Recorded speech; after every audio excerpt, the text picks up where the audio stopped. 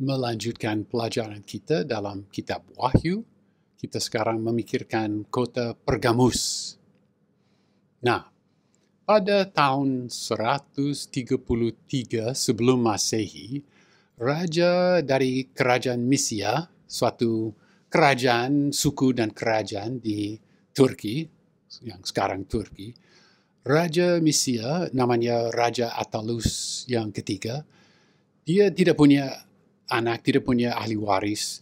Dalam surat wasiatnya, dia memberikan kerajaan Misia kepada Kekaisaran Romawi. Maka pada waktu dia meninggal, kerajaan Misias menjadi provinsi Asia. Hammer dalam bukunya yang sangat kuat, baik, layak dipercayai, Hammer berkata, tidak jelaslah apakah Pergamus atau Efesus menjadi ibu kota dari provinsi Asia. Tetapi Pergamus adalah kota yang penting di provinsi itu. Di situ, saudara boleh sekarang pergi ke Turki, pergi ke kota Bergama, dan di kota Bergama ada satu bukit tinggi 300 meter tingginya. Di lereng dan di atas bukit itu, Akropolis itu, Akro artinya tinggi, polis artinya kota. Akropolis itu ada kota Pergamus. Di situ, di lereng bukit itu, saudara dapat melihat suatu teater.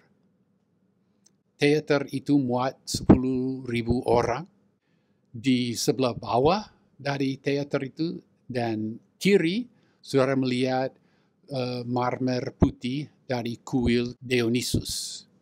Lurus ke atas di puncak bukit itu ada reruntuhan dari kuil pada Kaisar Trajan. Kaisar Trajan belum kaisar pada waktu Yohanes menulis surat ini. Pada kemudian hari dia menjadi kaisar dan dia meninggal dan ada kuil didirikan untuk dia. Selain itu, di sebelah kiri, atas dan kiri dari teater itu, saudara melihat dua pohon besar. Di situ ada sekarang hanya fondasi kuil.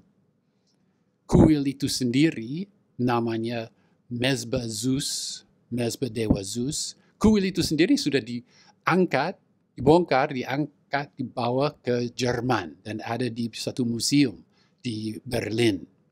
Dan saudara boleh ke museum itu dan melihat seni-seni yang bagus-bagus di kuil itu yang namanya Mezbah Zeus.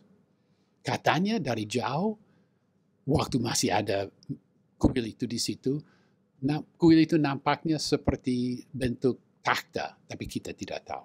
Di Pergamus banyak kuil, mereka kuat menyembah kaisar, dan juga mereka menyembah Asklepios, dewa penyembuhan.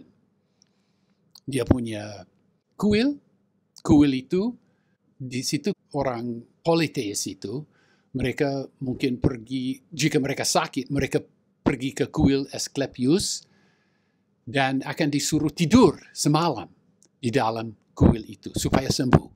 Ya, ada ular banyak di dalam kuil itu. Dan menurut yang mengurus kuil itu, jika kamu yang sakit, sedang tidur dan kulitmu disentuh oleh ular, maka kamu sembuh. Begitu penipuan yang ada di kuil politis itu. Ya, mereka kuat menyembah kaisar, ada perpustakaan besar dengan 200.000 buku. Ya, itu cukup berkembang kota Pergamus.